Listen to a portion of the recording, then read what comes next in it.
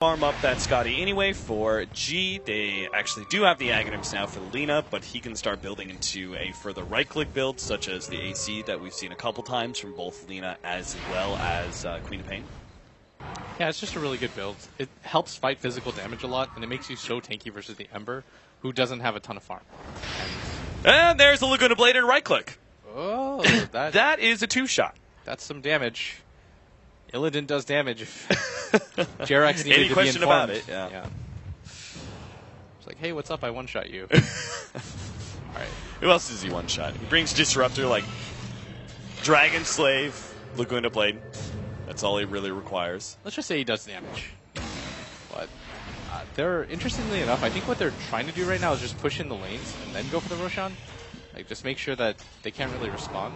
I don't even know if VP really have to wait for it. It would secure them the win, but they don't have to, I guess. And it seems like they're more comfortable just going for it right now because they have such an advantage in items. All right, the first siege uphill on this tier 3 at top lane. Oh, nice setup here. Nagasarn's going to be able to catch multiples. DK Phobos. He's going to go for the attempted long-range Fisher play into the Echo Slam. They're not going to be able to catch either one of those heroes. BKB activated by God. Immediately goes for Heen, who couldn't get off a good Static Storm. Sunby jumps in. They managed to get the Crystal Main thanks to the Queen of Pain, but that's about it. A 1-for-1 trade-off so far. The rest of VP start beating on that tier 3 tower. They forced out the Glyph. Oh, Jesus. There goes Jerax. Once again, the Laguna Blade just kind of one-shotting him casually. And Virtus Pro, I mean, they've already blown their Song the Siren. They've already used the Laguna Blade. It doesn't seem to make much sense to try and push uphill again. That is so scary. That's just like the life of an ant. You don't know if somebody's just going to accidentally step on you. It's like Jerax is just hoping that Illidan saves it for somebody else, but just instantly getting blown up. And MVP doing the right thing here, not overextending, waiting for VP to hopefully do that again, because they did get a track kill on the CM, I believe. So they're probably okay with this, and they're just hoping that VP stick around for a little bit too long.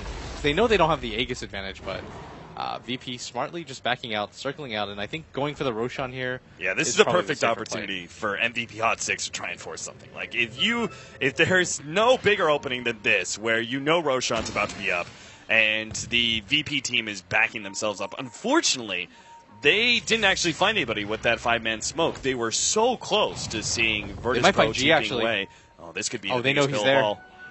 Jerax is going to see him. They do have the hook shot ready to go.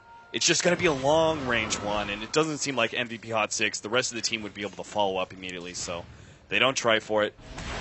Missed opportunity, it seems, and Virtus Pro will now center up on Roshan. They've got a double damage. That doesn't make it the easiest Roche ever. I'm not sure what does. Roshan wants them to do this. It's like, claim me. You don't just... The game doesn't just give you a DD rune and a Bloodseeker to do that, man. Alright, so there it is. Aegis is going to be picked up for God. Illidan happy to sit in the back. Man, what is just like Jerax do in this situation? You just like try and drastically split push? I mean, because like his tracks aren't really doing anything. I mean, if anything, him tracking up DK Phobos just got him killed. Keeping range, Jerax trying to hide himself. Good attempt at a play, but there's going to be both the Frostbite and Enchant Totem. FNG, I guess he really wanted that kill. Drops the ultimate. What he's trying to do right now is just drag the creep wave away to make things hard for MVP, or hard for VP, but he just can't really do too much right now.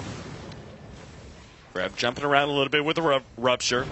Virtus Pro. Now they're actually going to jump in. MVP Hot 6 trying to lock down Illidan, who's going to force staff over the cogs. Sunby, though, Company and Snare, and gone with the BKB. Doesn't really care too much about the Blade Mail. Will be able to pick up that kill. Lil immediately pops the ultimate in order to reset this fight. And now DK Phobos, as well as Illidan, are going to be able to get their abilities off. Stuns and, well, good silence out, but unfortunately, it still is the death of Heen. And Virtus Pro have more forward here. Tier 3 tower is going to fall. Still have that Echo Slam ready to go. They got to be careful. Forev is going to be hit here. Fuel Scepter, Light Strike Array. No, they're not even going to try to. They know Forev's just going to jump himself out. God is going to fall here. That's the Aegis. And he's kind of in a bad position, so Virtus Pro need to move forward to try and defend him a bit. DK Phobos just threatening them with his presence. Sonic Wave brings DK Phobos low. MVP Hot 6 starts surging forward to see if they can still get a pick off. But that melee Rax will end up going down. The first lane of Rax to Virtus Pro. Yeah, Forev decided to go for the second Battle Fury, and I think this is the correct choice because they have to just deal damage right now. Going for the Lincolns, I feel, is pointless. Because even if you get one shot by the Lina, does it really make a difference when you get two shot? Like, you get stunned and then you get Dragon Slave? Like, because the Yules instantly breaks your Flame Guard. So going for a defensive item probably doesn't really change anything for him. If anything, just being able to deal more damage is your last hope. But, I mean, VP is showing how you're supposed to play against Bounty Hunter. If you don't pick something like a tree or something incredibly defensive, they're just 5-manning and playing objective-based Dota and not allowing the Bounty Hunter to ever get anything. When they back up as 5. When they decide to push, they make sure that they're covering each other's angles. And they're just not giving Jarex any sort of room to make track kills happen. 4-man smoke VP looking for something in the enemy jungle, but Virtus Pro has so much control. They're already on the MVP Hot 6 side of the map. Looks like they're going to go for a mid-lane push now. Also, the problem is, if they don't actually manage to quickly kill somebody, which I'm not sure how they would be able to anyway, there's always going to be the reaction from Lil, with that Song of Siren kind of resetting everything. Yeah, they actually lost a courier, Jarex, able to snipe that, but you're going to need about 12 of those to make a difference right now. Didn't even have any items on it, so...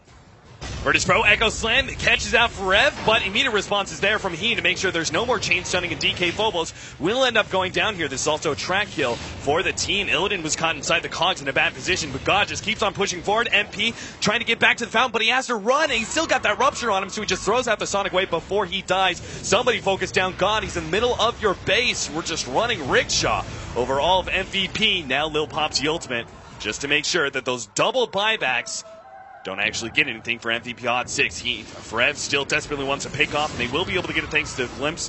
Pretty standard Disruptor versus Naga Siren play. The important thing, though, is that the damage was very limited. VP managed to get almost everyone out thanks to that Naga Siren sleep. Yeah, but MVP, they got a few track kills, and more importantly, they just proved that they're able to hold. I think that the Aegis was blown as well. That was a while, but... I mean, MVP held. They didn't have to use too much. I think the Queen of Pain bought back. You got a few track kills. You forced VP to overextend. And you got the gem back, probably more importantly than that. Like, they were able to get another gem.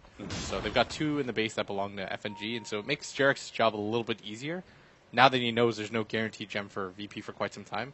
And having sentries is okay, but it's not the ideal situation. Actually, they're about to get one in 8 seconds again. They're probably just going to buy it and run down mid again. I think they're trying to threaten the Lina here, but she's not scared. I mean, the Queen of Pain just, her damage is so limited at this point. And she's kind of the only other damage dealing source when the Ember Spirit isn't around. And he's busy trying to push out that bottom lane. Yeah, I think now you go for the crit. Yeah, he's actually just all in damage. He doesn't really care. If you die, you probably lose the game anyways. Oh, he went for Boot to Travel instead of going for the Daedalus. He's trying to split push as much as he can. Right. Just send one back. You can't only play defense in this type of lineup. You have to force VP to return to their base at some point in the game. Otherwise, Virtus Pro will just grow a very large economic advantage now. They've already done so over time thanks to what a great game this has been for them. Almost a 25,000 net worth lead, 20,000 experience being had by them right now. Yeah, they're not grouping up yet, but I don't think that it's quite necessary for them to have to at this point. They can play pretty much however they want. Like, if they want to wait for the next Roshan to go for the high ground, they're, it's more than well within their right to do so. There, at any point, does it become a detriment waiting for Roshan? Like, say they pick up this next Roshan, they go for a fight, say they get the top lane of ranks, but they lose 1 or 2 heroes and they lose that Aegis again. Do you wait for the next Roshan? At what point in time are you just giving too much time to MVP Hot 6 for them to farm up? Forev? Oh, man, I thought he was actually going to be able to get away from this one, but he didn't have the Remnant out. It's going to be able to make the double jump, and he's still okay. Just barely able to survive through that burst damage. I actually thought he had a Remnant in the back. I thought he did, too. Yeah, but still good timing on that Sleight of Fist to be able to avoid everything. Mm-hmm. So he does get off without dying. I think if he died there, that would have been VP signal to go. But that's what I mean. He has to take risks to go for the split push.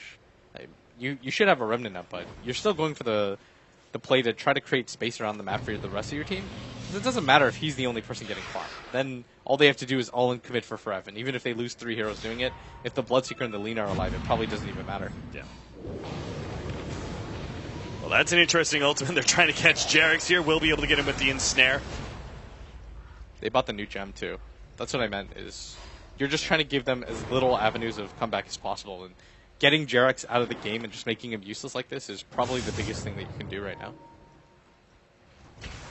He's getting close to the Abyssal Blade, but seems like Virtus Pro not going to wait for that one. They don't have to. They know that if they trade for Rex here, it's a good trade. Even if they lose 3 heroes in track, they're probably still in a good enough position where they can go for this. And they can send Illidan in first because he's got so many Bloodstone charges. He'll be back in 10 seconds, and he's got Boots of Travel. That's exactly why Sunbi needs to force something, because the double Battle Fury build from Forev is making it so the Sleight of Fist on one hero just doesn't do anything. Yeah, and they're just going to go down for this Rex. Illidan still has his BKB up, same with G. They've got enough time on both of their BKBs right now that they don't have to worry too much, but MVP can't just let them take Rex. Second laner Rex seems to be going down without a fight. MVP Hot 6 forced away. Now they make the jump. The glimpse also goes down. They push back Illidan. There goes the Sonic Wave as well. Lil immediately pops the ultimate to see if he can catch MVP Hot 6. As they try and retreat. Doesn't look like there's a good opening for them, so they will back themselves up. DK Phobos actually now jumping back in with the Echo Slam. The ultimate goes down from the Disruptor as well, trying to stall that one up. Heen, forfeit to God, TP out from Sunbi, despite the fact he's inside his own base. He had to make that kind of play against the Bloodseeker. The melee racks will end up going down. There's a buyback from our Disruptor, seeing if he can't catch someone here with a glimpse. Looks like they'll get Illidan, pulls him back a little bit away, but he's too far forward. Immediately, Laguna Blade takes him out. Battle Fury bouncing around with the Sleight of Fist. Almost finishes off DK Phobos. Looks like FNG may go down the Sonic Wave to finish him off. And the rest of VP actually dropping lower and lower. Sunbeam